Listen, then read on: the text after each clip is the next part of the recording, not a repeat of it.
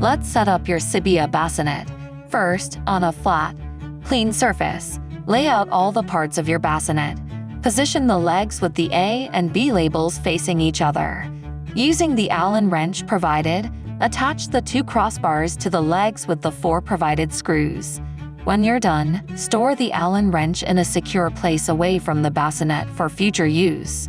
Stand the legs up and pull them apart until each side clicks to form the frame. To attach the bassinet to the legs, hold the bassinet with 2 hands, one on each end.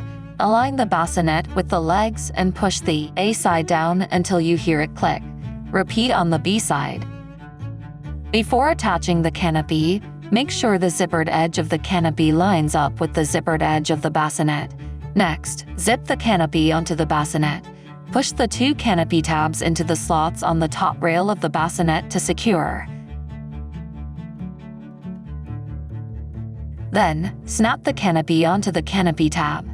The CryAssist audio monitor can be attached to either side of the bassinet. Ensure that the Maxi-Cosi logo is facing outwards and away from your child, and that all cords stay outside the bassinet frame. To plug it in, insert one side of the shorter cord into the monitor and the other side into the port under the rim of the bassinet.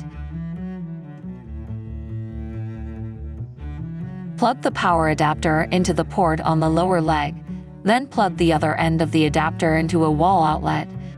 To fold your bassinet, unplug and remove the monitor. Then press the button on each end of the bassinet and push the legs together to fold. To remove the bassinet from the legs, press the buttons on each end and lift the bassinet up and off.